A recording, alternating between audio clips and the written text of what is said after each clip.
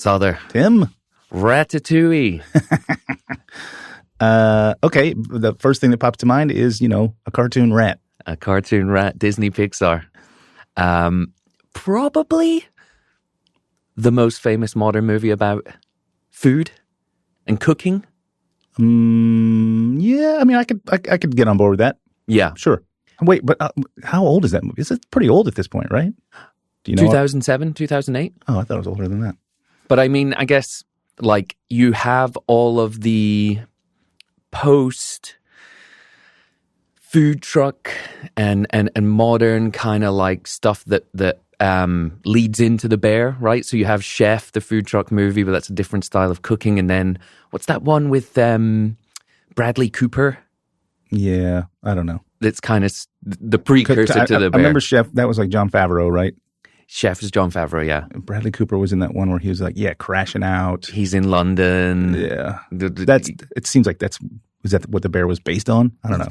I mean, taking that narrative from your sort of chef memoirs, your Marco Pierre White, your Gordon Ramsay, your, bad boys of the kitchen, enfant terrible, Marco Pierre White, and then just kind of dramatizing that. Not that it needs dramatizing, you know what I mean? It's drama enough.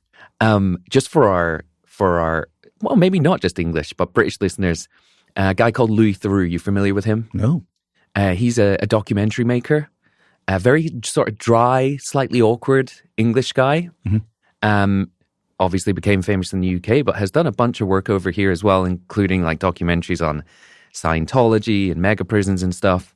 He has a podcast, and recently he had Marco Pierre White on as a guest, which is a really interesting listen, and I think there'll be a lot of overlap there for folks who are interested in sauce and cooking and chef culture. But one of the things that kept coming up was Louis Theroux would keep referencing things from his autobiography, and he just kept going, "Oh yeah, no, that's not true. That's the author added that in." Wow! And I'm like, if you get someone to ghostwrite your autobiography, don't you read it first, right? And it even includes like dalliances with guests whose partners are maybe downstairs in the restaurant, and all this kind of stuff. So, well, he definitely had that bad boy persona, and now, I don't know, I watched some of his episodes on YouTube, and he's so calm. Yeah. I don't know if the guy's on, some good mushrooms or... Yeah, he's or if, age just softens you, Certainly. And, I think he doesn't require that edge that he had when he was in the kitchen. First British chef to get 3 Michelin stars. I think youngest ever chef to get 3 Michelin stars as well. To bring that in a sort of roundabout way back to the dish and personal and professional associations. Ratatouille, it's an interesting one for us because it's as much an aspect of dishes or a side as it is like a standalone thing, but certainly contains a very prominent identity in cooking. Yeah, I mean, my professional, I like this dish in my personal life. My professional, I've made mountains of this stuff, like mountains. Yeah, like mountains. I don't know how to express it deeper than that. Same here. Many an eggplant has fallen for me. Yeah. I think every single restaurant I've worked in, we've made this, including when I ran a kitchen. Oh yeah, wow. That's not for me, but I definitely worked at a place where we had it, and it was kind of always on, and we used it for numerous things. And I think that's what's great about this dish. Is it, as you just said, it can be a side, it can be a main, it can be a component, it can be a sauce. Yeah, it could be easily whipped into a soup. It's got a lot of opportunities. Give me your elevator pitch before we dissect that a little bit more, because I think there's some additional comments there, but I want you to set us up and give us the framing. Sure. Ratatouille is a Provençal. Yeah, what's that little thing called on the bottom of the sea? Anyway, yeah. Anyway, ratatouille is a Provençal preparation in which summer vegetables are carefully cooked and become greater than the sum of their parts. It's a true celebration of summer's bounty, including most of the things that are really, really ripe at the end of summer. So we're talking eggplant, zucchini, peppers, tomatoes, onions, and garlic. And not only that, those are all things that are kind of grown in your sort of family gardens.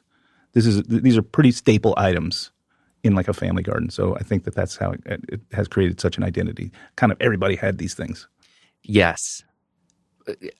At some point they did, right? Mm-hmm. Like we have explored in other episodes, but actually I think it was a recent bonus episode where the Christopher Columbus and the spreading of certain vegetables from the Americas, right? And we're talking quite a few of them here. Tomatoes, peppers. Peppers, exactly. So those have been brought across. So again, one of those dishes that's a little bit more modern than we might think.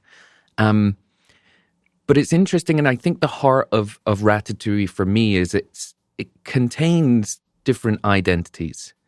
And so when I said like it's been on menu at every restaurant I've worked at in different forms, right? Well, let's not even forget you, between the two of us, every restaurant you worked at, not every, many of them were in different countries. Mm-hmm. You were overseas, you were down in the South, you've been here in America, like and this dish has followed you everywhere. And I think it's because of my ties to French cooking and that being my training, right? Mm-hmm. Also this being a vegetable dish, so it really fit the mold at the grain store when we were working there.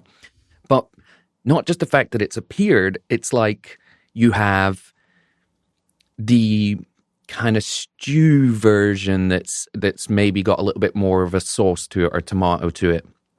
I've also encountered ratatouille presented as a fancy named kind of garnish or style of preparation. So like a ratatouille of cod. Sure. Where we have cooked the individual vegetables, stored them separate and had it, like each one placed out on the plate. So like looking a lot more like the sort of fine dining, or even if it's like rustic fine dining, you know what I mean? Like just individual components. We would have it on the larder section. We would have it on the fish section. It's a great dish with fish. And finally, one of the guys who did also work on the larder section when I was at the bistro in London, a French chef from the north of France. I believe it's from Normandy. He was called Remy, which is also the name of the rat in Ratatouille. And let me tell you, Remy spoke about as much as the rat in that movie because he did not speak a word of English in the 18 months that I worked with him. Yeah. Just quietly cruising through the kitchen doing his job. Not doing the job very well. Wasn't the cleanest chef, as I recall. Did love a Kronenberg as well. He was very proud of that. I believe it was from, obviously a French beer, and that was what those guys would turn to at the end of service. But yeah, it's a classic. It's one where you can have many different interpretations on it. Anything else for us to cover here? Just sort of personal reflections before we get into the origins? I mean, no, I would say that kind of as you just mentioned, there's different forms of this thing when it lands in front of you. Sometimes there's a bit of liquid, right? It's almost like a stew. Sometimes it's almost as separate and dry as like a hash, and then kind of everywhere in between. And you can serve it hot, you can serve it cold, you can serve it as its own thing or with things. Like I don't know, I'm a big fan, and it's also I do happen to like every single component that's in here. And frankly, one of them took me a while to get over the hump. I used to really be against eggplant, but now I'm like now I'm oddly like really for it. I wonder whether that has to do with the evolution of eggplant as a vegetable that we have available to us. Ooh, is that a bonus episode we're talking about? Because I my theory was when I was in culinary school a million years ago, I was in San Francisco at the California Culinary Academy, and so many of the family meals that were cooked by the students involved three things actually, that then for a long time I couldn't really eat because the terribleness of it. Eggplant, salmon, garlic were kind of off my list for a couple of years. And I already went into the situation with the notion that I didn't really love eggplant. And then that just really ruined it for me. Because eggplant is like, there are some things you need to do to care for it. And if you don't do those things, it's texture. The resulting texture was that's the name of the game with this dish. The whole dish. And you could say that about every dish, but specifically this dish. I think all of your technical considerations come down to different cooking times and desired texture. Just before we move on from those eggplants or aubergines. So we salt a lot of these vegetables before we cook them to aid with that texture.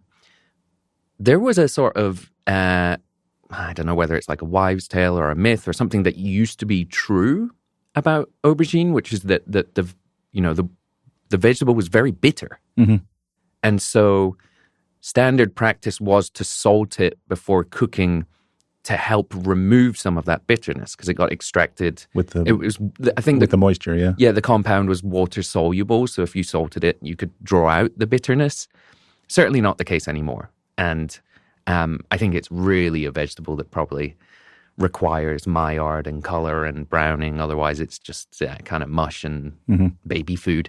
Well, I don't mind that if the application is right. Like I came to love baba ganoush. Yeah. Right? Where you roast it on an open fire until it collapses on itself, and then you scoop out that, at that point, effectively puree. But again, that's all of your flavor is coming from the smoke and the char. Mm-hmm. Very cool. Well, this is just leaning into our origins now. We start with the word, as often is the case. Derives from the Occitan ratatouille, which is tied to the French touille, Touiller. Occitan being a Romance language spoken across southern France, parts of northern Italy, and leading into Catalonia. Mm-hmm. Although it's apparently not one dialect or language, it's a collection of 6 different dialects that are all closely tied. I believe it's the closest out there to Catalan. But yeah, and that is a word that means to stir or to toss. Dates back to the 1700s. And oddly, it was kind of insulting, or it wasn't seen as a positive. It was kind of, this is a coarse stew of odds and ends and things you would throw in. Just basically anything goes in the ratatouille. Yeah, a little larder cleaner. Yeah. And from the beginning was often served with protein and meats in that stew. So not the vegetarian thing that we know and love today. The vegetables, like we mentioned, came from far away. Tomato, pepper, and squash all arrived in Europe from the Americas after the 1500s.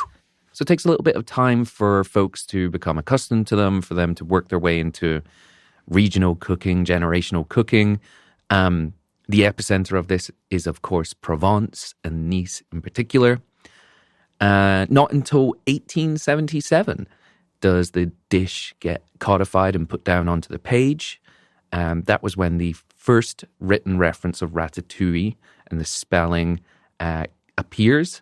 Once again, still carrying a good deal of meat at this point. And then not until the 1930s is the version that we recognize. Vegetables only, heavy on the olive oil, herb de Provence, and that becomes canon. So a 18th century word that once meant sort of like cheap slop, things thrown together,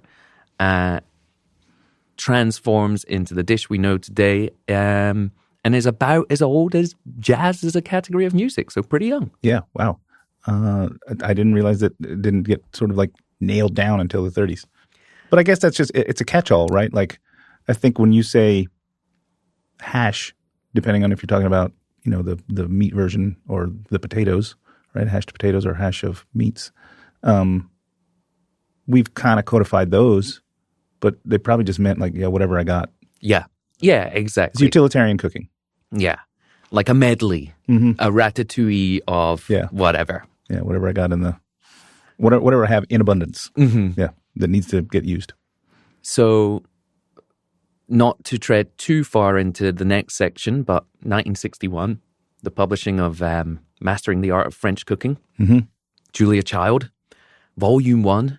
So only kind of 30 years after the sort of codification of ratatouille as a dish, she, of course, brings it to America and does really take the approach, a very thoughtful approach of like cooking each vegetable separately, treating them with care, bringing them together with just a light bit of sauce or tomato at the end. And then 2 other notable things since then. In 1976, the French chef Michel Guérard, the father or one of the fathers of Nouvelle Cuisine, publishes a cookbook with a lighter, elegant version that he calls confit byaldi. The vegetables are sliced thin and baked rather than fried in a pan or sautéed. And the name takes inspiration from the Turkish eggplant dish imam byaldi, which is kind of like a stuffed eggplant with certain things. And that means, translated into English, means the imam fainted. Apparently, someone prepared this dish for the imam. He loved it so much, he was weak at the knees and requested that he be made it every single day. So the byaldi is kind of a... every single day, forever. Yeah. Okay, that's commitment. Finally, in 2007... Wait, I'm sorry, that was Michel Guérard? Yeah, Guérard, yeah. Yeah, the guy who created Nouvelle Cuisine. Yeah, the father of, AKA Slimming Cuisine. Speaking of Michelin stars, this dude at his place with his wife held 3 Michelin stars from the time he got them in 1977 for 47 years until his death, which was recent. He just died in like 2023, 24. Yeah, I mean, incredible contribution to, and something that we kind of look back at now with a little bit like skeptical, the whole Nouvelle Cuisine, but definitely a moment in culinary history and an era. Yeah, and it defined a lot of things. It made us be, I think it really just, obviously it was a pendulum, right? And it swung hard in the one way, like let's reduce the oil, let's reduce the portion size, let's reduce butter, fat, cream, like let's reduce. But what it did teach us is that we can coax out amazing flavors from things without having to have the crutch of butter and cream and everything on our side all the time. So I think the pendulum has definitely swung back, but we're finding an equilibrium rather than an extreme. Totally. In the landscape in general, Yeah, and I think that you require this to sort of bring modern fine dining, which is the convergence of the two, like you said, like the pendulum landing somewhere in between the heavy French classics, the Nouvelle Cuisine. You find yourself in the middle, and like restraint but richness where required, things like that. Right. So speaking of which, and speaking of that type of cooking and that approach, as we mentioned, Pixar releases Ratatouille in 2007. The hero dish that makes the critic weep was not, of course, the stew as we know it, but was inspired by Guérard's byaldi, and it was designed by Chef Thomas Keller, who was the culinary food consultant on the movie. Yeah, and Susan Feniger. Mary Sue Milliken and Susan Feniger. Remember, they used to have a show on the Food Network called, I'm not going to remember. Anyway, they did Two Hot Tamales. Remember, they did. I've never once watched the Food Network. Yeah, you told me, which is wild. But yeah. So I guess she and Thomas, he I think tailored the dish and she stylized it. Mm-hmm. And for those who haven't seen the movie, much like myself, actually here, I'm not sure. Have you seen it? I definitely have seen parts of it. I can't recall if I've seen the whole thing. It doesn't seem like the kind of thing I would sit down to. Yeah. I've definitely watched clips on YouTube, especially in maybe if I was on a plane this. Or something. Yeah. There are a lot of movies that I watch on planes because I'm on them enough. And then I don't remember at all. Mm-hmm. And then I'll see a movie, when I'm at home and I'll be like, why does it seem so familiar?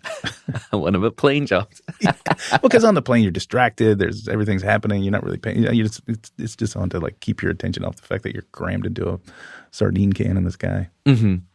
So the preparation, as it is in the movie and as sort of designed by Thomas Keller and inspired by that Nouvelle Cuisine, is in sort of an oval or round sort of serving dish. Mm-hmm. Kind of base of onions and light tomato sauce on the bottom. Yep. The vegetables cut into very thin, uniform rounds, probably using a mandolin, and then arranged in that dish in a sort of fanning motion. I believe finished with some cheese in there as well too. Goat cheese, perhaps? I don't think so. Because to go back to your question, no, I don't. I'm not 100% sure if I've seen the whole movie, but even just getting ready for this episode, when you search on YouTube Ratatouille, it's mostly the movie. But so I watched the clip of the guy taking the bite, and then he flashes back to being a kid, and then he flashes back to taking that bite. And Aegon, I think, is it the food critic? Yeah, but yeah, and then it showed like them layering it together. I don't think there was cheese involved. Well, I think one of those things that maybe commonly makes its way into people's variations, because, goat's cheese, for example, would go so well with this. Mm-hmm. Very, very attractive looking, and then... Yeah, I mean, that's the journey of Ratatouille from the peasant's pot, perhaps, to the big screen. Yeah. And like, what a humble dish. What do you imagine was going through the minds of the writers when they chose that dish to not only be the standout to the critic that like made him weep, as you said, made him flash back to his childhood, like really visceral memories, and also to be the namesake of the entire movie, right? Mm-hmm. So much so that like most people think that's the rat's name. No, the rat's name is Remy. So I will politely ask that we put a pin in that and we revisit it later, because I've been doing some thinking about that as well, and I think it's something I would like for us to cover.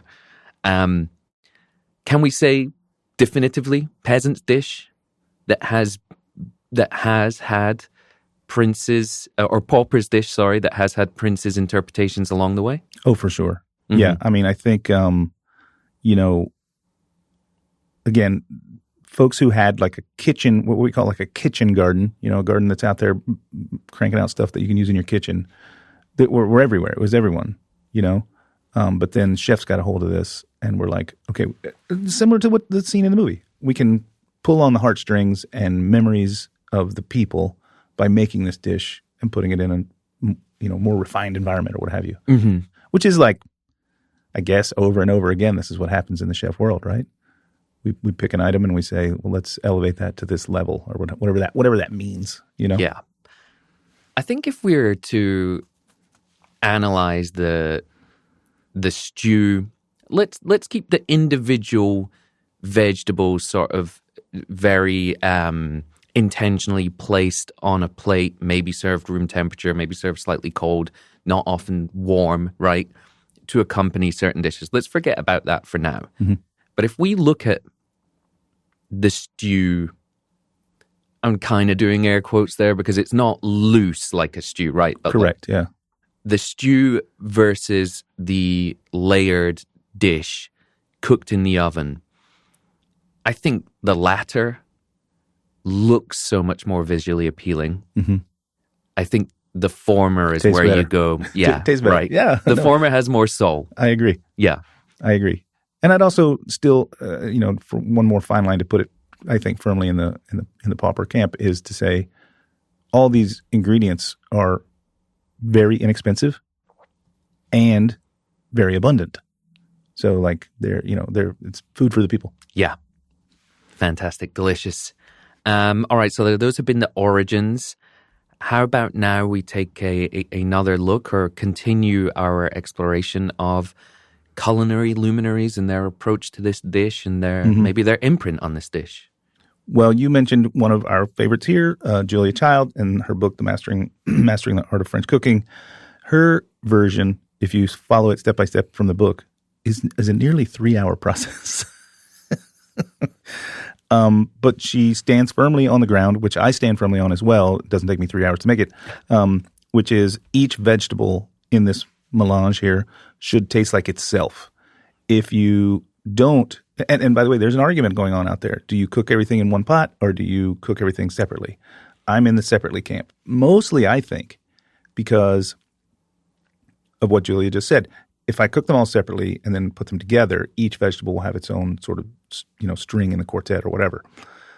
Also, as mentioned earlier in the show, I have made mountains of this. And by mountains, I mean you make it in a restaurant situation, you're making it by the mountain.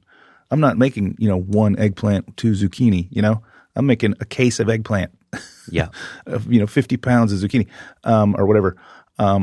So there's no way to cook this thing all together without the end result being mush, and also, again, no individuality of the ingredients. Yeah. So, like, I think you can do it faster than 3 hours. Thanks, Julia. But also, I do firmly stand in the camp of the things should be cooked separately. Yeah. I mean, I think, look, what are you working with here, right? Like, you're talking eggplant and courgette, zucchini. Mm-hmm. Sorry, took me a while. Eggplant and zucchini, both very water heavy vegetables, right? All the things in here have a lot of water in them. Yeah. Your pepper, maybe less so. I would say the pepper's the least, but it's still quite wet. Mm-hmm. So, yeah, you want that control. You want to be treating each one on their own. I think this is a Julia quote from that volume 1.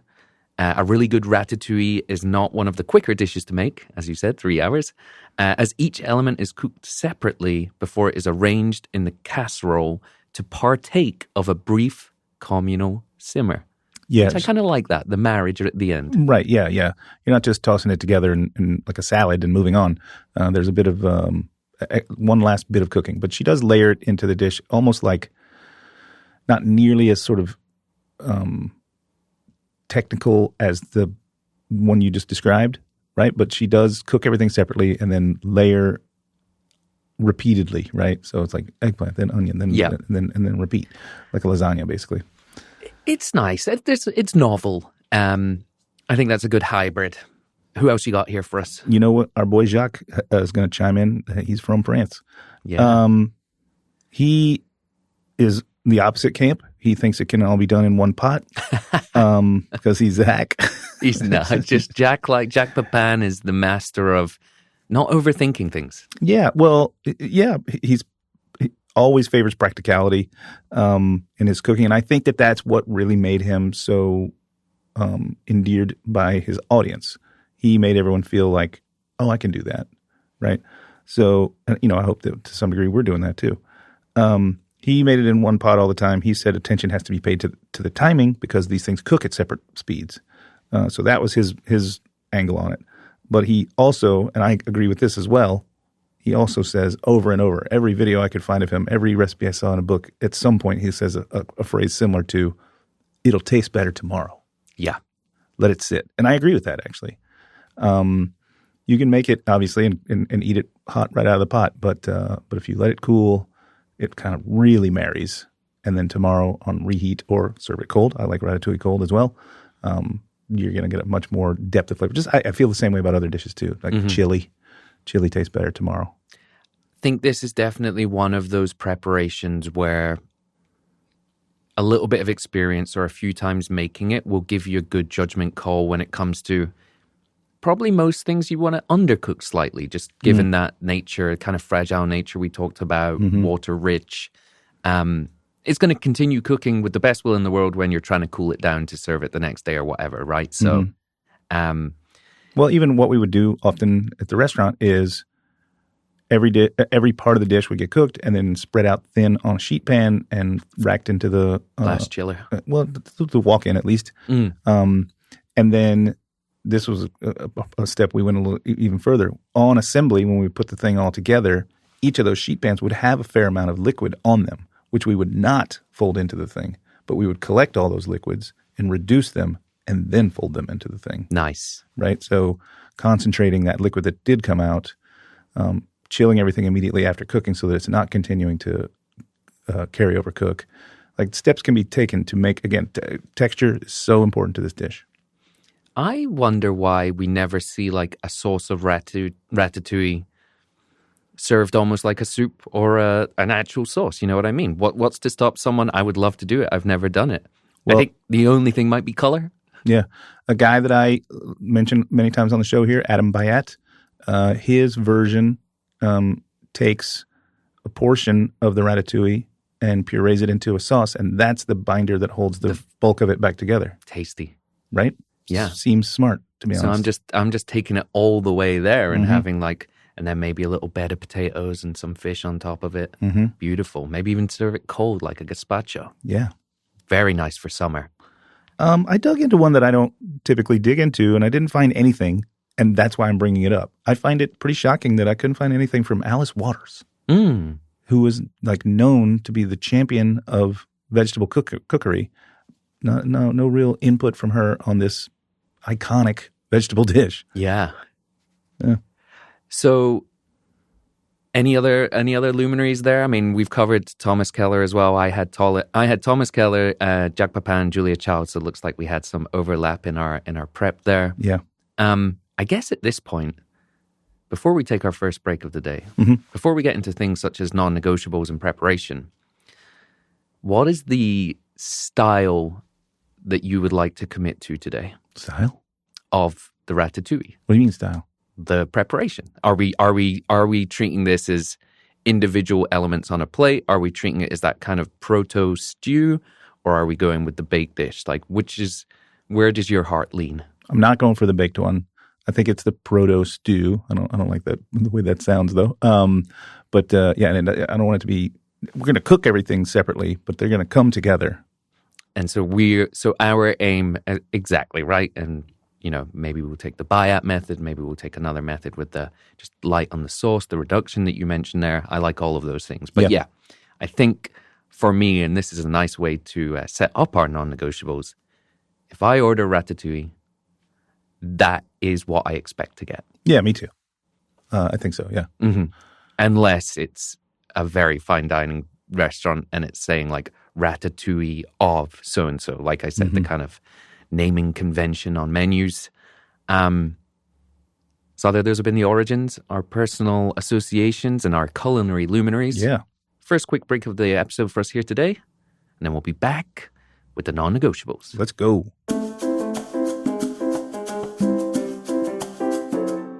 Today's non-negotiables are brought to you by Arriesgado Ancestral Tequila, inspired by the techniques of raicilleros, mezcaleros, and old-school tequileros.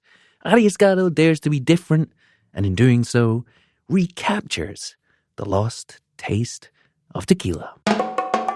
All right, Sother, we're back. Here we go. Non-negotiables. What do you got first for me here today? I mean, I think they're all of equal importance, to be honest. So there's no, normally I list my non-negotiables by importance, but I think of the vegetables, they're all equal. So eggplant, aubergine. Auberge. Yeah.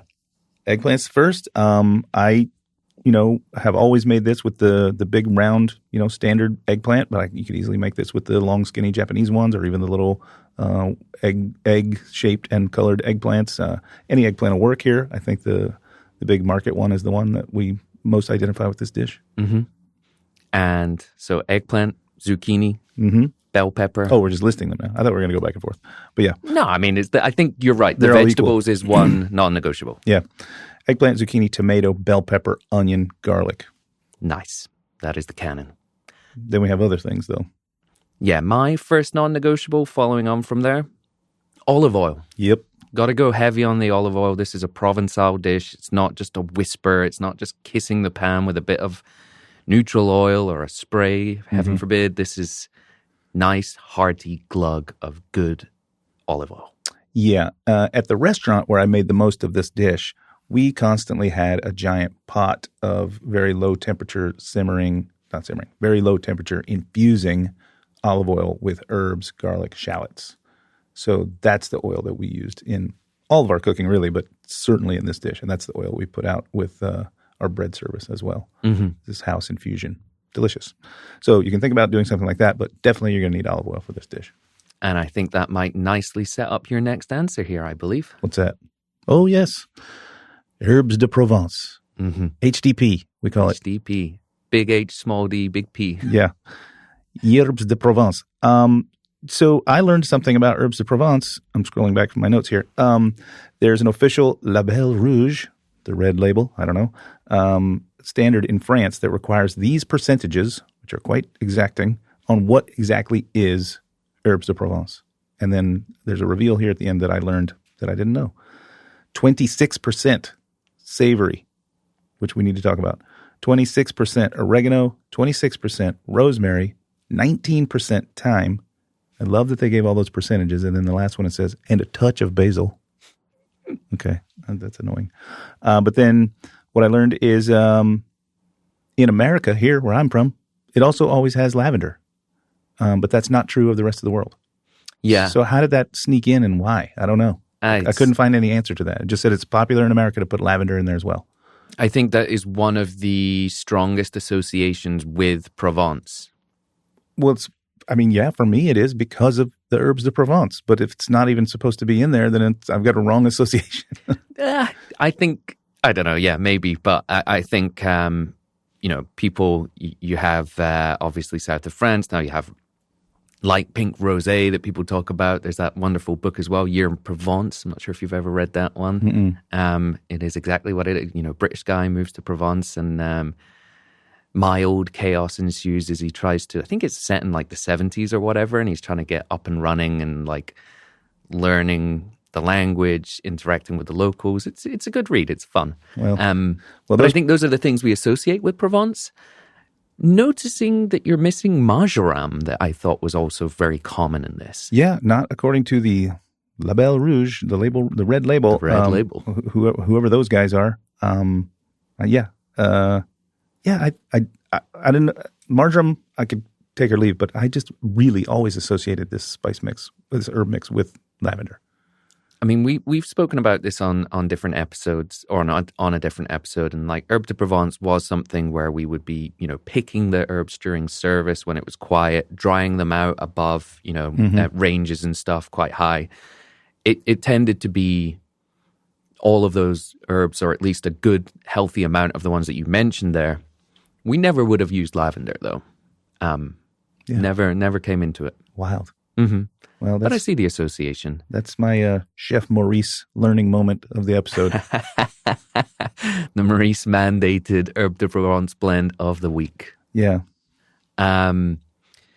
Next for me, don't really have any other non-negotiables other than that one that I mentioned just before the break, where I'm like, that's what I expect to be served, right? Something that is not just dry vegetables, but not a super wet stew, something that will be held together.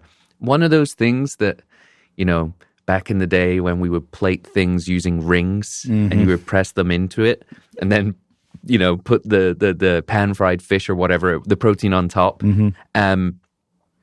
It will hold together. It will maintain its structure, but it would never feel dry or like, it will still be one homogeneous thing of many different things held together by a bit of sauce. Yeah. It's bound. Bound. Right? It's just nice. It's not tightly bound, but it's bound enough that, you could put it into a ring mold and have it hold its shape. I had one last one. Even though the herbes de Provence contain a touch of basil, all those dried herbs, I want some fresh basil to finish the dish. Nice. Right as it's, going to get to, the last thing I'm going to toss in is a little chiffonade of fresh basil before it hits the plate. You know what? We didn't include that in our bolognese, and I have had some folks reaching out being like, no basil in the bolognese. Listen, man, that was the Academy. The Academy hath spoken. Yeah, no herbs. Specifically, it says no herbs. All right. Well, those have been our non-negotiables today. One thing notably absent from those. Oh, I've got it, though. I didn't say it's a non-negotiable for the dish. It's going to be a non-negotiable for us. For us, that is the booze question. Let's get into it. How does Ratatouille earn its place on sauce beyond just being a wonderful dish, beyond being something we will be drinking with this food? Where are you sort of... I think I know where you're going to go. I think you do too. I think we've discussed it on the show before. Like, this is kind of our go-to now, right? Oh, okay, yeah. We're not just going to reach for wine. I think we're going to reach for, in this case, dry vermouth. Nice. Dolan? Yeah. Or let's do a French one, right? French dry vermouth. Because it's going to have plenty of like herbal qualities, which we're already trying to incorporate into this dish anyway. It's a nice dry white wine, and it's going to bring some beautiful flavor, and we can easily incorporate it into this dish. That's where I would go, and I would leave it at that too, right? Yeah. I thought about like, is there any opportunity here to go with a hard spirit? We're in France, let's do some cognac. But like, no, I think that's going to take it to a place that it doesn't need or want to go. Because it's a vegetarian dish also, right? I think, unless we're maybe talking about mushrooms, there's kind of like no way I would imagine putting these fresh, beautiful, bountiful summer vegetables with a high spirit, deglaze or what have you. Well, us being in the south of France, I thought you might lean pastis. Because you certainly gravitate more towards anisette and that kind of flavor profile than I do. So the very next line in my notes here is, I said we're going to use some dry vermouth, but then I think maybe, on my bar, I have an atomizer of absinthe for rinsing glasses and things like that. I think an atomized puff of absinthe or pastis, again, right at service. So we're going to have this burst of aroma. I might fight you on that one. Yeah. I think... That's why we're here. I love the approach, right? Mm-hmm. And if the task were which it is, right? Like, this is literally the section of today's episode where, like, how would you incorporate booze into this? Because obviously it's not classic. If that were your task, I would say, thumbs up. Good job. I think it's that, what's her name? Anna Wintour. I think it was, or Anna Wintour or Coco Chanel quote that's like, stop at the mirror and take one thing away. Take one thing away. I think that's the thing that goes too far in this instance, because you're right. It's a really fresh aroma, but it doesn't reflect anything in the dish classically, right? There's a grows together, goes together. Okay, I get that association. That would be the one item of clothing I suggest taking off, or garniture, as you like to call it. Then let's get it out of there. But I did want to at least bring it up because, we have done things like this numerous times in kitchens that I've worked in. Some aromatic pop added literally at the pass on its way to the table. Two quick examples that I can come up with is we used to take really hard toasted bread and a microplane and just grate a little toast on top of things and give this toasty aroma. Mm-hmm. Not enough to really even notice texturally or flavor-wise, but that aroma changes your perception of whatever it is you're eating. And then this is a crazy one, and I think I've talked about it before on the mussels episode, where we had a sort of a Thai-style mussel dish that had tons of mint in it, and at the pass we would microplane over the dish just a quick 10 scrapes of an Altoid. That's right. Yeah, you did. Really increase that bright, minty aroma. It's such a weird move, but I get it. We did a bunch of weird things. We weren't like avant-garde. This is one particular restaurant that all these things happened. One of the things we did was, but we stole it. We borrowed, anything.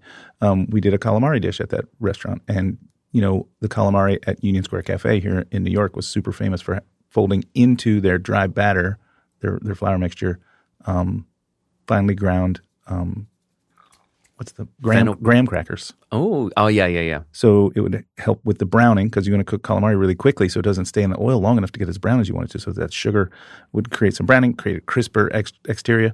So we did a similar thing, again, a sort of a Thai-style dish where we ground ginger snaps into the flour so that we could make the fried calamari. The little techniques that change texture, aroma can really have a huge impact on the final dish, whether a lot of it's subconscious. Mm-hmm. You don't walk away from that going, that calamari had graham crackers in it. You walk away going, that was delicious calamari. Anyway, so I can leave it alone, but I did want to throw it in there just even for my own trying to square peg a round hole or whatever, but also for the listener to understand that like you can do these things.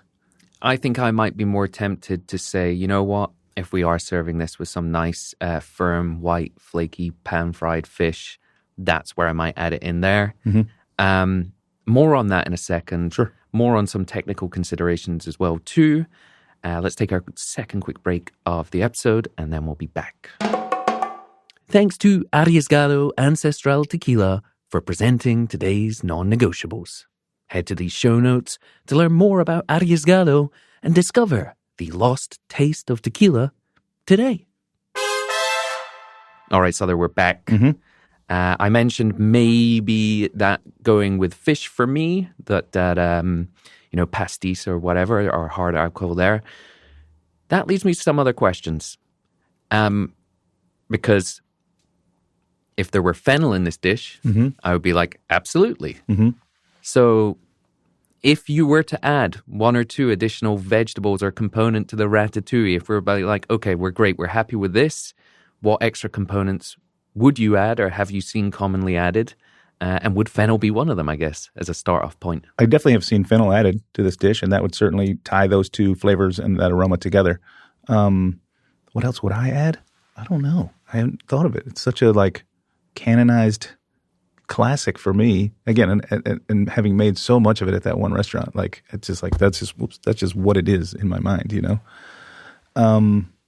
know where I might go? No. It takes us to the Italian dish that I can't quite remember right. Puttanesca. Oh yeah. Might go olives. I was about to say capers. So, and then are we just cooking puttanesca there? Well, puttanesca also has a fiery element, right? A lot of chili peppers. Chili, yeah. Yeah.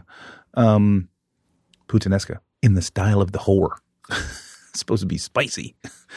Anchovies and capers and olives. No anchovies for me, thank you very much. I know. Yeah, I could absolutely see adding olives. And in fact, I think my boy Adam Bayet, when he was dishing up he dished it up in two forms. One was hot and one was cold. And the cold one, he topped the dish with some marinated black olives. That looked good. I could easily see throwing in some capers, but that's not really, a vegetable. What other vegetable would you add to this dish? Yeah, I mean, assuming that we're leaving the sort of squash family, because we're covered on two fronts there. I don't know. Maybe it's the Gallic in me. Just potato of some variety. Mm-hmm. Yeah, that is the Gallic. a bit more sustenance to the dish. Are you heading down the road to hash at that point? Maybe, but you said squash. But what about the sort of harder squashes? Gourds, which kind of mimic. Did I say squash? Sorry, I was thinking about that, but I meant there's still zucchini, the umbrella, right? But I think that texturally we could go in with some chunked up butternut squash or kombucha squash. Mm-hmm. I don't know. I think we're actually regressing to ratatouille? Yeah, we're going the wrong way. We're going the wrong way.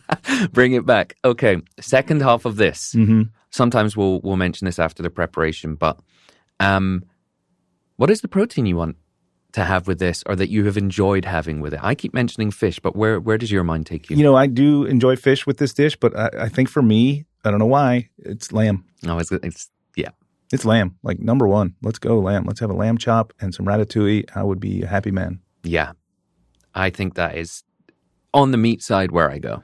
But then there's other ways to go here too, and I guess we are putting cart ahead of the horse a little bit in our normal format, but ratatouille just tossed with some pasta is fantastic. Ratatouille folded into your base for your quiche. Or some gnocchi. Oh, yeah. There's your potato. Yeah. Sorry, just had to get it. Some pan-fried gnocchi. Or, a quiche of ratatouille. Ratatouille pizza. I've made a million quiches with ratatouille. Mm-hmm.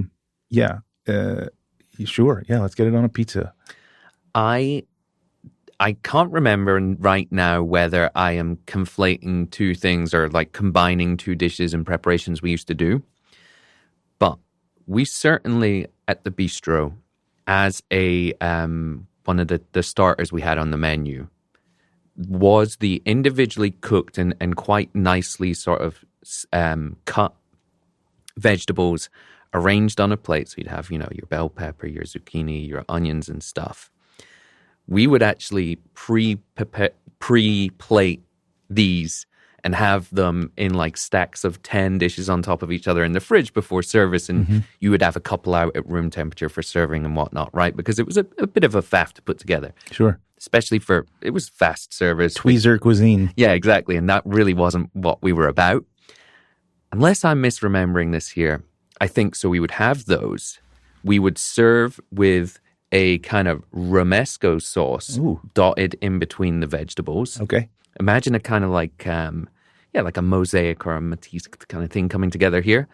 And then we would serve that, I think, and even if we didn't, I still think it sounds delicious. We would serve that with octopus. Yeah. So you got a few tentacles here and there, a couple of, slices of the head and whatnot, slow cooked with the cork. That's a story for another day. Yeah. But yeah, and that came together kind of really nice. So your protein there. And I don't think we've really discussed octopus on this show before, so a nice one to get in there. Yeah, we'll get it. Yeah, I mean, I think that what we've just described, again, second time in this episode, this dish is versatile and useful and handy in the kitchen because, again, you can make a pretty large amount of this and have it in your fridge at a moment's notice. Yeah. And then it's like, I can't figure out what's for lunch. Hey, crack open a can of tuna and dump it on top of your ratatouille and eat it cold. Delicious lunch. Fry an egg and put it on top of it for breakfast. Make a quiche, make a frittata, make a pizza. It's a side dish. It's a standalone. Hell, can this be in a wrap? Can we taco this? What is the journey from ratatouille to puttanesca via salade niçoise? Sure. Right? There's at least a bridge there to connect. That's maybe where my olives are coming from, and it being Nice and Provence and that part of France. Yeah. All right, so many different ways to serve this, but what ultimately, what would you go with? Oh, you said lamb. I'm in for lamb. You're in for lamb, and if it were fish, I guess I would probably do something like you mentioned, sort of white and flaky. I grew up on the Gulf Coast, so I think I'd play like grouper. I love a big piece of grouper. Delicious. Halibut if you want something firmer but still supremely white, and maybe even scallops. Yeah, that would work. I mean, there's kind of, again, it's one of those. It's grout, it goes in between all the bricks. Like it's a staple. Well, on that preparation I mentioned earlier as well, and if people don't feel comfortable cooking octopus or it's not something they love, yeah, you could take a flaky piece of white fish, kind of confit it, or, if you have a backpack bag machine at home and a little bit of oil, season it, get it in there, cook it with low temperature, low and slow, and then just flake little bits off of it, like you said, to fill those holes on the dish. Little herb oil to finish. Yeah. Looking good, sounding good. Making me hungry, but not in a way where I'm like, oh my God, I'm going to need to nap after this. Yeah, that's the other thing. This is a dish that, we had one recently too. I can't remember what it was, but this is a dish where I walk away going like, man, I feel good that I ate this. Yeah. It's medicine. This is bounty and good for you. Oh, you got to be talking about the burger episode. Yeah, it probably was. That sounds right. Well, you know what? Chili. Those are a lot of little different choose your adventures. Yeah. We're about to commit to ours, I would say 75% of the way in the preparation segment. But you know what? We're not going to cover quantities. We're not going to commit to the recipe. No. Regular listeners to the show will know we do that in our recipe cards that accompany every episode, every single week. They go out to our paid subscribers, $7 a month, $70 for the year. Yeah, it's a 2-month savings every year if you go for the whole year. Yeah, and that way you don't have to try and listen to us and jot down notes. Just listen, enjoy the show, and then know that you've got those recipes coming your way that you can then get in your kitchen and get to work. Every Thursday in your inbox, folks, 5 a.m. Eastern time. Are you up sending all those at 5 a.m.? Yeah, literally. Like owls, like Harry Potter going out of the basement here. Nice. Setting them free into the world. And, much like as you see on each episode, if you pull this up on your podcast app, we have lovely illustrations in there from our UK-based illustrator, Charlotte Ager. We get so many compliments about those. People feel like, they're like whimsical and charming, and I don't know. They have a. We're constructing a vibe. That's for sure. They're the sourced universe. I think they are the grout to the universe. They bring everything together. They visualize it. All right, Souther. We shall take a quick break now, and then we'll be back with a preparation. Yeah, let's get it. Today's preparation is brought to you by Underberg. Built for chefs, loved by eaters, and the last course in every good meal. That's Underberg. All right, so the preparation. Walk me through it. Ratatouille. Okay, so we're going to start with the eggplant. And if you got those big globe eggplants, they have a name. They're just eggplant. Right. So the standard eggplant. Aubergine, I believe it is. But I mean, like... No, I don't know. Is there a market name for that shape? You know the one. Yeah. Okay, so standard eggplant from your market. I like to peel them. Some people leave the peel on. Maybe based on what I said earlier about my eggplant experience when I was younger, the peels freaked me out a little bit. Although you can dry them and crisp them and make them into little fried things, which are quite delicious. So I peel the eggplant, and then everything from this point forward, all the vegetables are going to be cut roughly the same size, right? Because we want a sort of uniformity of look of the dish in the end. So I'm going to cut these into like 3/4 inch cubes, and then I'm going to put them into a bowl, and then I'm going to pretty liberally season with some salt and toss it around, and then set the eggplant aside, so that way you can work on everything else. And we're going to cut the peppers into roughly the same size. They're not cubes, obviously, because they're just sort of the flat part of the pepper, but into the same size kind of squares. Your zucchini, same size. Onions, relatively same size. Tomatoes, roughly the same size as well, but I'm going to core the tomatoes, right? I don't want all those seeds and all that excess juice, right? Because one of the processes of the cooking of this thing is trying to get rid of some of that liquid. So concasse your tomato, which means then to put that little hash mark on the bottom. Drop them in boiling water for 20 seconds, honestly. Put them into a bowl of ice water. That way you can peel them, then quarter them, then fillet out the what is that called in there? The seed pods or what have you. Mm-hmm. The pulp. That sort of gelatinous pulp, yeah. Hang on to that. Use it for something else. I like to make quick tomato water with that stuff and use that to make tomato syrup for cocktails or whatever. Okay, so anyway, while you're hacking up all that stuff, your eggplant are steadily over there, releasing some of the liquid because of the salt that you put on. This should take you, let's call it 30 minutes. Now that you've got everything cut up, get the eggplant out of that bowl, and drained off, and then roll them around with some paper towels or a tea towel or something to kind of dry off any excess from there. And then what we want to do is in a pretty large, wide bottom pot that you have, I use my sauteuse, pretty standard size. I think it's like a 12-inch. We're going to brown each item separately. I'm going to start with the eggplant because, I don't know why, because there it is.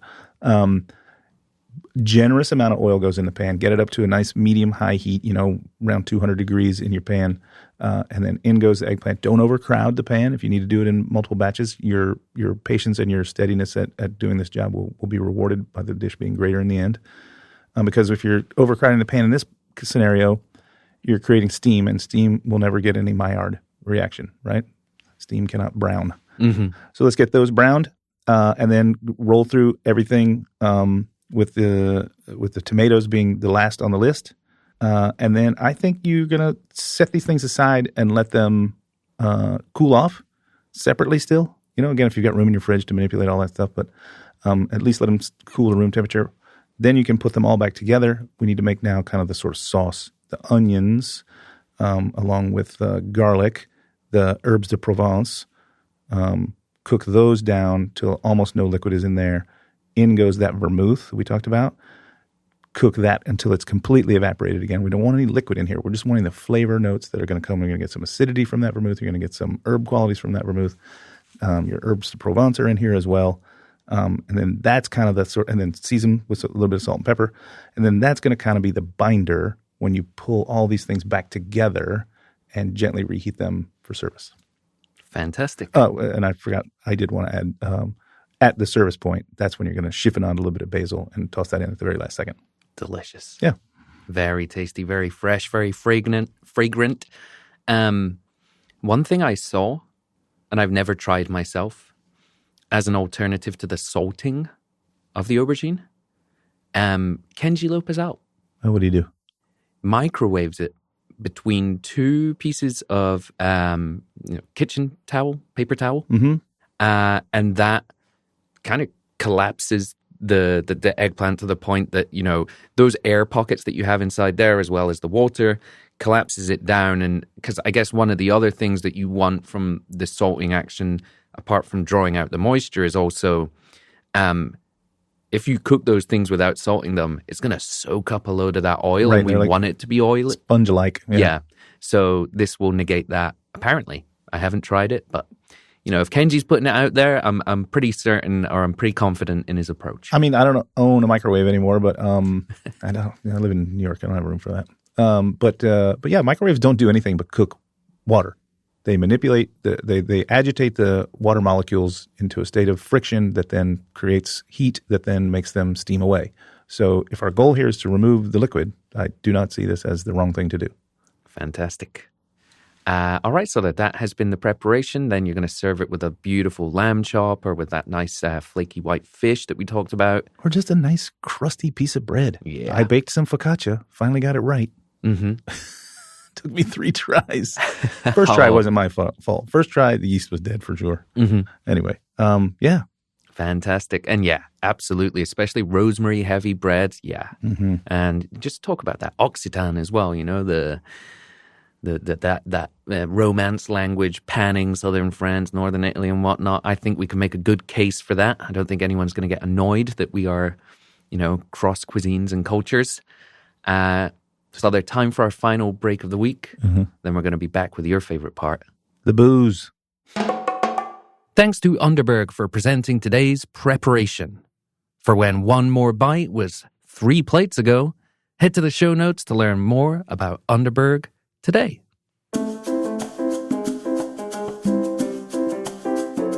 All right, we're back. We're in Provence. I'm just going to smash some wine out here. I mean, there's only one.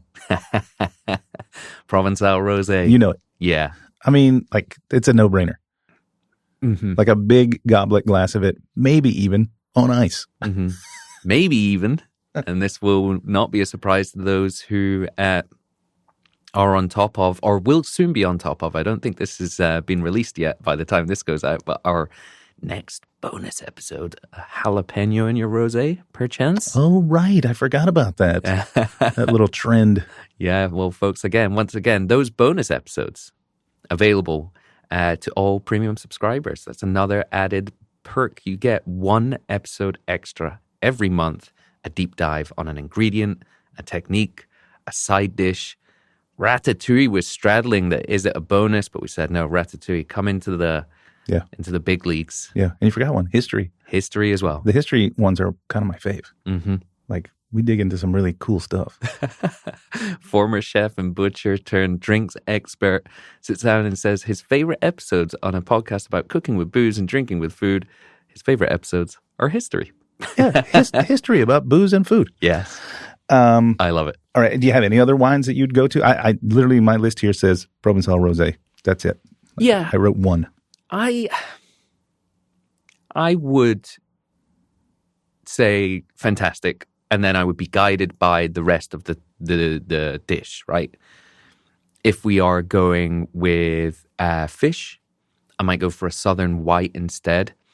I think when it comes to rosé, obviously you are chilling it down a lot. Mm-hmm. I think as rosé production has increased due to the popularity over the years, you do get overproduction and you do get a slightly bitter finish because of maybe not the best quality fruit to try and meet those production demands. Right. It's kind of like if you want to be generous, you can say, there's a white pepper note to this. And I think otherwise you can be like, yeah, this is just like not the best quality fruit. Not to look down my nose at Provençal Rosé. Fantastic wines there. So if I'm going fish, I might go with a southern white instead. From Rolle, R-O-L-L-E. That's just the French terminology for Vermentino, or it might be is that the region? Anyway, it's a white made with Vermentino. And Rolle is something you will see on the label. I'm second guessing myself here. Or sticking to the Provence region, Bandol being a signifier of, is it an IG? Bandol being, like a appellation is the word that I spent a lot of time looking for there. Signifier of great quality rosé. They also make fantastic reds. Some of them can be on the heavier side. You can also find some on the lighter side, which, I probably like with a little chill for this. So keep it southern, keep it Provence. Don't overthink it. Now I'm going back to the rosé. Now I kind of want a jalapeno-infused frosé. Oh, yeah. Let's make a frozen drink with jalapeno. Anyway, okay. Beer, I say, listen, this dish comes from the notion that you've got a kitchen garden, a culinary garden. Farmhouse ale. Nice. Oh, yeah. Right, let's have a farmhouse ale. Saison. Let's drink that.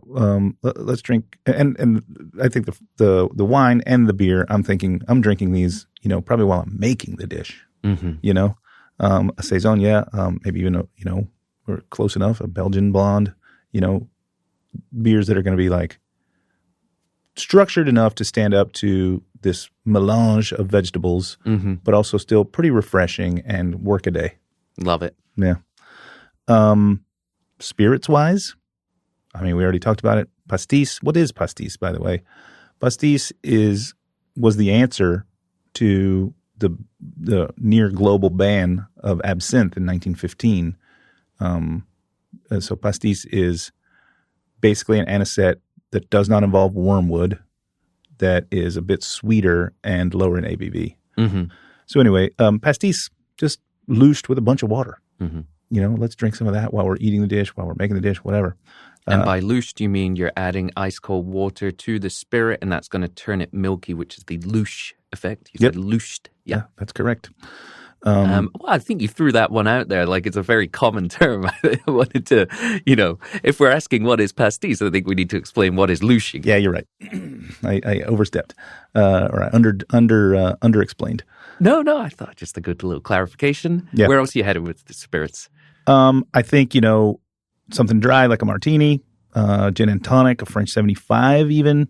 Anything with like dry vermouth and soda or tonic, easy things to do. I would just avoid really sweet drinks with all these vegetables. I think that'd be like clashing and not in the good way. Oftentimes we pair, like I always say, we either pair like directly at or kind of directly against, but I don't think I want anything sweet up against this dish. No. There's a classic cocktail that I would recommend, but I would tweak it a little. And I think we talked about it on another episode, and I can't remember which one it was. It probably was mussels. Anyway, the Moresque. Do you remember talking about the Moresque? We did that for bouillabaisse, I believe. For bouillabaisse. Yeah, that makes sense. So pastis, orgeat, which of course is almond syrup. And then instead of flooding it with 4 ounces or so of seltzer water, let's use a sparkling rosé, right, to kind of tie it back together. And then I think the drink that I would really go for this one. Is this your cocktail of the week? Yeah. I mean, it's a modern classic. Or is it? I don't think it's old enough to be a modern classic, but it's around. I didn't create this cocktail. The Hugo Spritz hit the scene a couple of years ago, has kind of really stuck in. It's made with elderflower liqueur, right? It's a Saint-Germain. It can be. There's others on the market as well. But yeah, Saint-Germain, probably the most the dominant force in that category. You're going to go 3 parts of elderflower liqueur up against 2 parts of sparkling wine on ice in a large goblet glass, and then top it up with just 1 more ounce of seltzer water. Fantastic. Delicious. Garnish it with a little dried lavender, and you're tied right into this dish. If you wanted to go boozier, you could go down the, I believe it's called the Saint-Germain or the Saint-Germain cocktail. Otherwise, there was a specific, so Saint-Germain and gin, am I making that up? Topped with a little champagne. And we actually used to do a version of this at some of the restaurants I worked at called the Twinkle. So again, elderflower liqueur, spirituous alcohol. I think it was elderflower liqueur, simple syrup, vodka, topped with champagne, was rocket fuel at the beginning of the night for people. Rocket fuel. All of this is to say, though, I love it. I love the approach. I like where you went with the ingredient. The Hugo Spritz is a really interesting phenomenon because this is by no means a kind of modern creation. It's just one of those, or the Hugo, the name is modern. Sure. The preparation itself, probably a little bit older. But what I think is what this embodies in a really fun way is that, and you can speak to this way better than I can, but Saint-Germain, however you want to pronounce it, an elderflower liqueur that became known as bartender's ketchup in the early aughts and beyond, because this idea that you could add a little half ounce here and there to something and it would just kind of work with any other ingredient and improve any cocktail. Mm-hmm. Did that become sort of passé or overdone, or people are just like, we've kind of, we're done with the ketchup for a while? But what's really interesting is if you are launching a brand like that, and I believe his name was Rob Cooper. Uh-huh. So you come from the bar world. The first people you go to are bartenders who embrace your product. They love it. They start putting it in everything. But they're putting it in quarter ounce and half ounce, Takes a lot of those to sell a bottle. So you're cool with the bartenders, but you're probably not blowing through as much inventory as you want. Then it gets adopted, especially by TikTok and social media. During the pandemic, it gets this name, the Hugo, which I think is actually Northern Italian. Yeah, I don't know where the name comes from.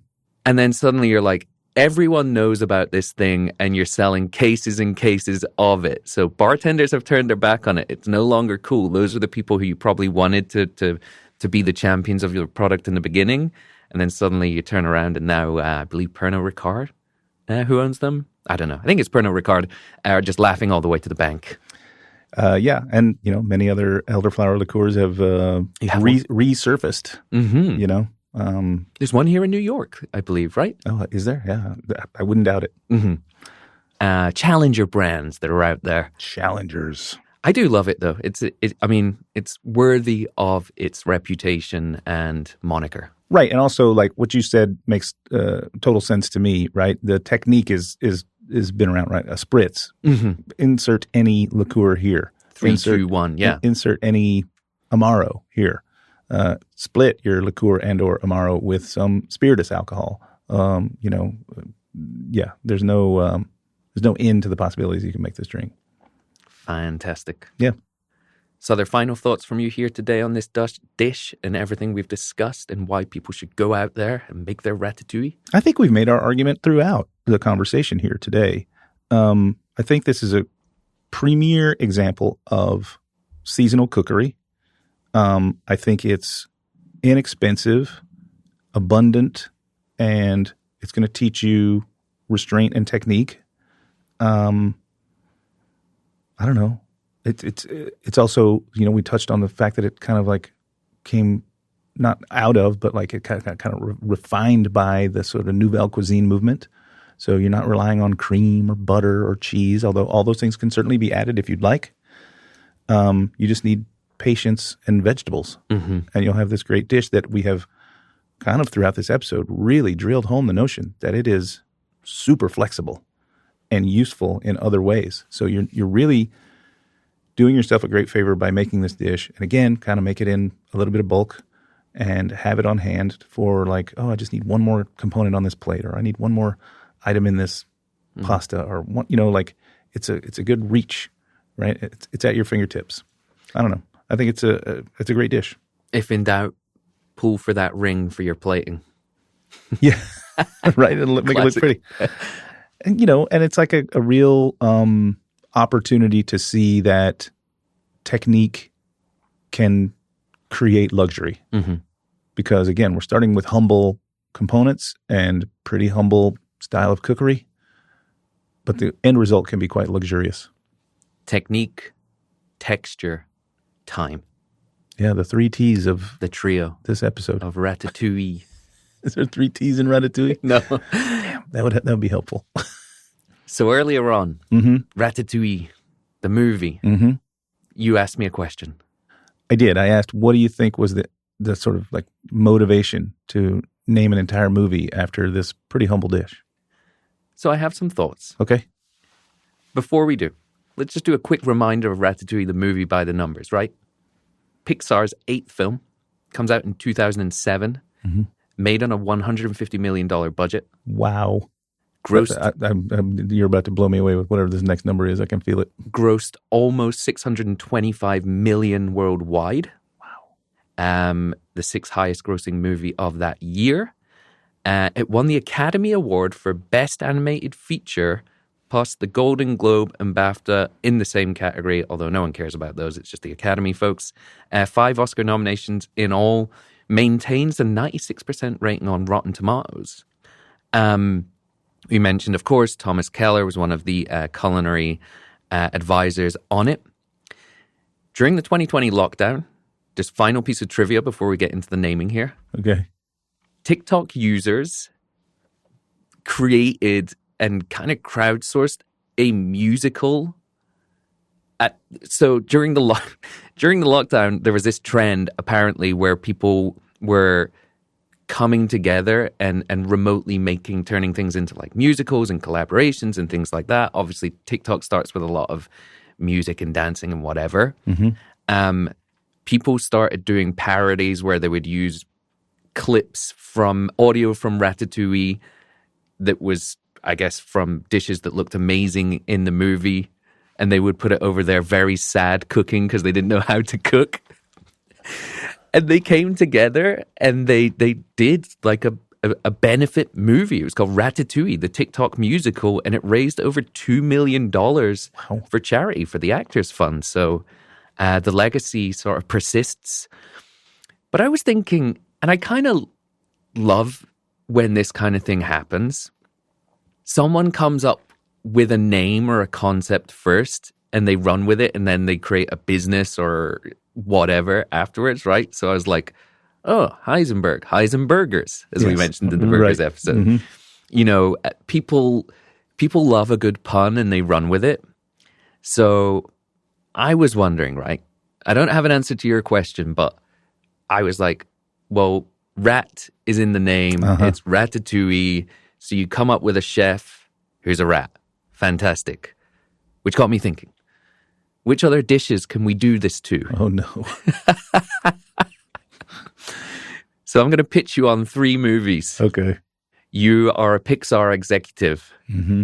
This is going to be our next one. You tell me which one you want to go with here, okay? Movie number 1. These are all animated, by the way. I don't know. Of course, yeah. Because we're about to make some monstrosities to God. Movie number 1, Toad in the Hole. Toad from Wind in the Willows has gambled away the family fortune on motor cars and mad schemes. He's lost the hole, he's washed up, and he's found himself living the life of a servant and then a chef in the bowels of Toad Hole. Picture Downtown Abbey meets the Wind in the Willows. And basically, his recipe of sausage and batter dish becomes so renowned that he gets back his fortune and once again becomes the Lord of Toad Hole. Wow. I mean, what a roller coaster ride. How emotional. Riches to rags to riches. The critics come in, they say, what do you call this thing? He says, Toad in the Hole. They ask why. He never tells them. Yeah. Just a mystery. Okay. All right. What am I supposed to do? That's my first of 3 pitches. Okay, you're going to pitch 3, and I want to choose the one. Okay. Yeah. First of all, I'm kind of liking Toad in the Hole. Also, it's a misunderstood dish here. Yeah. You know? People don't understand. It's basically like a Dutch baby made with sausages, right? I'll take your word for it. I've never had a Dutch baby. It's like a Toad in the Hole. Yeah. Dutch baby is kind of like can be sweet or savory, but it's kind of like a very large... yeah, like a Yorkshire pudding. Pudding. Yeah. Mm-hmm. All right, pitch number 2 for you here. Welsh rabbit. Okay, it's rarebit, but okay. It's Watership Down, but it ends in cheese on toast. So a rustic hill warren in Wales is starving through a brutal winter, and the elders insist a rabbit's only lot in life is to forage and hide. Our hero refuses. He slips down to a shuttered village pub and teaches himself the local larder, sharp cheese, dark ale, a hint of mustard, and bread crisped over the fire. Remember, this is winter. Yeah. The dish he perfects saves the warren, and it carries a quiet act of defiance baked right into the name. It is called Welsh Rabbit, and there is not one scrap of rabbit in the dish. That's right. He made sure of that. Okay, so far, Toad in the Hole still winning because Watership Down, the book was enough, but the movie when I was a kid, I think I'm scarred. Oh, it's tragic. It's one of those... And it's also pretty brutal. These are 2 very prominent books and films from my childhood. Yeah. So I enjoyed creating this fanfic. All right, what's number 3? Number 3 is another, more of my sort of young adulthood or teenage years, but another one. And I figured you might want a drinks pitch from me here today. Mm. Movie number 3, pitch number 3, Moscow Mule. Okay. The drinks pitch by way of Animal Farm. A broken down Russian mule, worked to the bone on a collective farm and long past believing in anything, having lost all hope, unhitches his yoke and heads west and further west until he lands in a cold copper town in the American Northeast. He buys a failing dive bar. Then one dead night, a glut of ginger beer, a stray lime, and the old copper yoke hammered into a mug collide into an accidental moment of genius. The jaded mule becomes a reluctant cocktail legend, and he never once admits that he liked his creation, the Moscow Mule. I'm standing on Toad in the Hole. Toad in the hole. Yeah, because I like rags to riches. Sorry, riches to rags to riches. Some far falling, some re-rising. Yeah.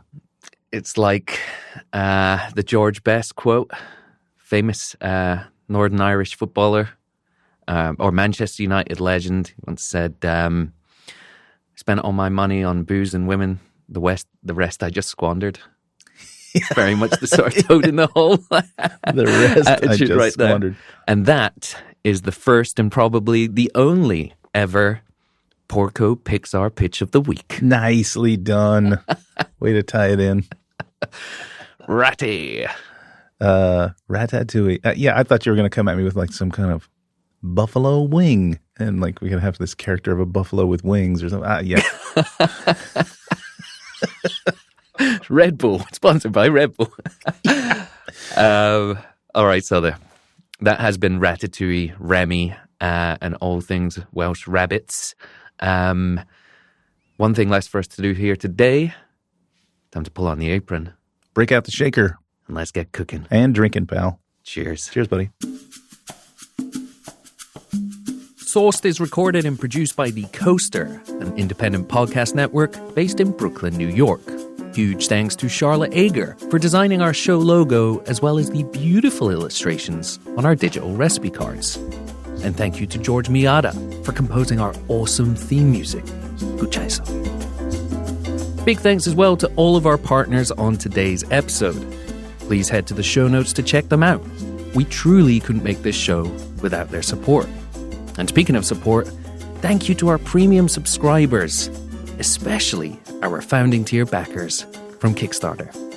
And finally, thanks to you, listener, for joining us on this journey. Until next time, let's get sauced.